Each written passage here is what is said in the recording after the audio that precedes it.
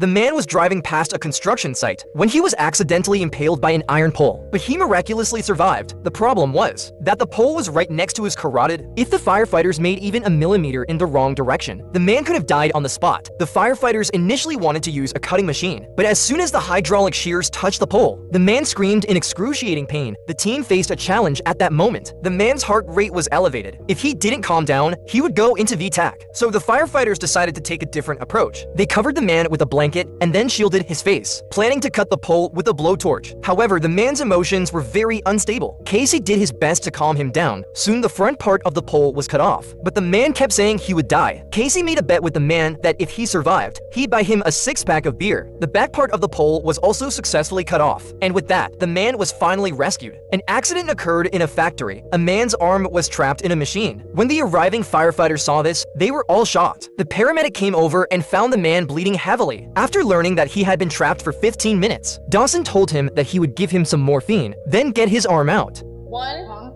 2, 3. Despite the man's painful expression, they couldn't free his arm. At this point, Lieutenant Casey suggested removing the gear segments, and then can separate the casing and travel with it. After brought some tools, they began the dismantling work. She started N4 for the man. Soon amidst the man's painful screams, his arm was removed along with the gear. He was then taken to the ambulance and brought to the hospital. He even said, "Call my boss, tell him that I'll be there tomorrow, so don't worry about covering my shift." Kelly said dude really loves his job. Please comment if you think this guy can go back to work tomorrow. The woman was about to give birth because her water had broken. The firefighters didn't take her to the hospital, but instead had her take a hot bath, saying it would help her with contractions. They planned to deliver the baby at the firehouse. Because a blizzard was raging outside, the roads weren't clear. The woman made only one request, to get an epidural, because she couldn't bear the pain. Just then her husband arrived. He was too panicked and the woman kept screaming at him. Can you imagine peeing a basketball team?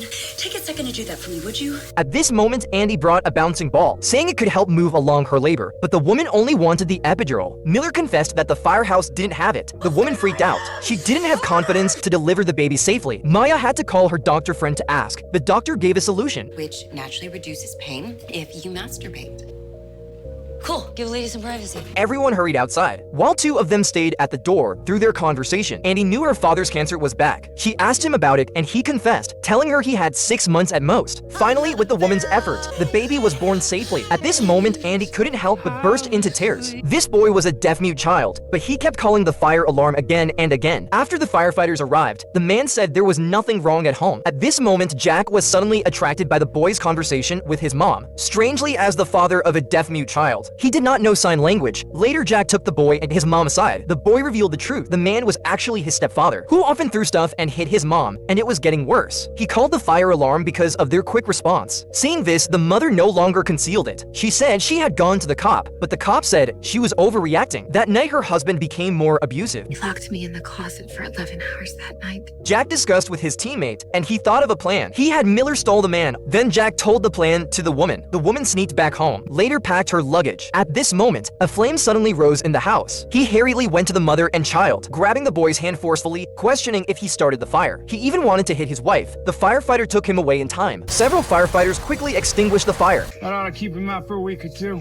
Keep who out? A jerk's wife and kid. Never casually open a jar you found. Otherwise, you might end up like this. Just a moment ago, the man handed the found jar to the woman. The woman grabbed a hammer and started smashing it, but she couldn't open it, so the man had to do it himself. He finally broke the glass with a small knife. A substance like white sand was poured out. The woman drew the curtain and turned off the lights, only to see that the sand emitted a blue glow. So amazing, then they put the sand into a pendant bottle. They made jewelry out of it and sold it to customers. Later, they spread the sand over everything in the room, including themselves. Suddenly, they felt a little unwell. Just as they were about to go to the hospital, they were mistaken for aliens as soon as they stepped out. Later, firefighters went to the forest where the so-called aliens were spotted. They found dead animals all over the place. As they followed the readings from their equipment, they reached a cabin and found a man lying outside. They discovered he was already dead. Inside, they heard a woman's faint voice. Her body had been severely corroded. It turned out that the white sand was cesium chloride, a highly radioactive substance. The woman who bought the pendant was about to give it as a gift to her mother, but just as she was about to open it, the firefighters arrived just in time. The family narrowly escaped disaster. If you see a tiger on the loose in a residential area, how do you feel? Just a moment ago, a woman named Yvonne was scratched and bleeding profusely by her pet. The delivery guy saw and called for help. After the paramedics arrived, arrived. Yvonne told them to leave her house immediately. Travis found it strange and decided to look around. That's when he discovered a large amount of meat in the kitchen. What kind of pet could eat so much meat in one sitting? There were torn claw marks all over the back door, and in the yard there was a thick rope as wide as a fist. Under questioning by the paramedics, Yvonne said she had a Bengal tiger. The two were instantly shocked and quickly called the police and notified animal control. On the way to the hospital, the paramedics suddenly saw a tiger wandering outside a resident's door. They didn't dare delay and quickly drove away from the area. Later, the tiger had gone straight to the fire station. The firefighters saw it and were about to alert the others. But then Vic ran out by the trucks directly in front of the tiger.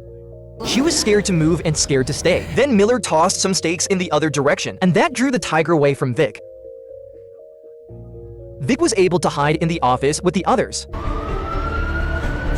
Tony Struts. What we got? Got 2 victims, one in the cab, one in the back.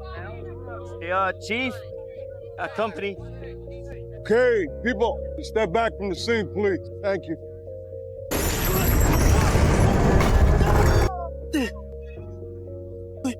Come on, Casey. I'm not letting you go. Come on. Come on. Okay, I got you. Come on. Come on.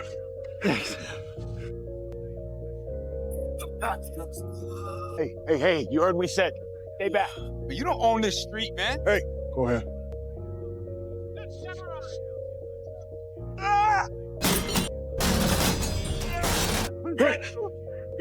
Hey, don't even think about it. Down on the ground. Come on. Check out the floorboard.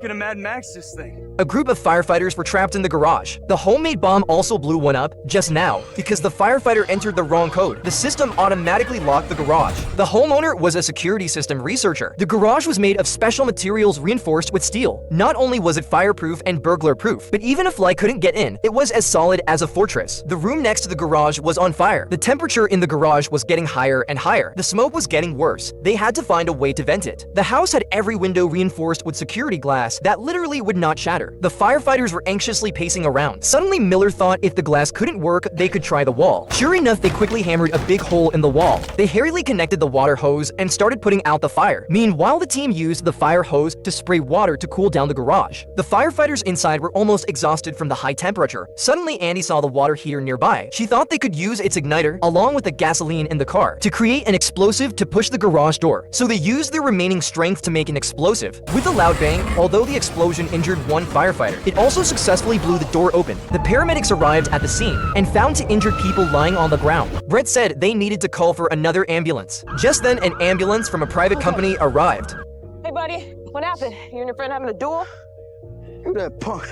Brett checked the injured and found 1 shot in the chest and 1 in the abdomen, but the bullets were still inside when the other paramedics arrived and saw the injured. Not what we thought it was. What the hell does that mean? We're not allowed to take high-risk patients. High risk for what? No insurance. They actually refused to help and wanted to leave. At that moment, gunshots rang out. It turned out that 2 gangs were having a shootout. The paramedics and the injured were caught in the middle. The injured man in the yellow clothes still cheered for his gang. You gotta hold still, okay? So I can bandage you to make it to the hospital. At the critical moment, other firefighters and the chief arrived at the scene. They tried to stop the shooting, and one brave firefighter even stood in the middle and kept shouting, "Hold your fire." Hold your fire! Finally, with the help of others, the 2 injured were taken to the hospital. At that moment, the cops arrived. Right on time as usual.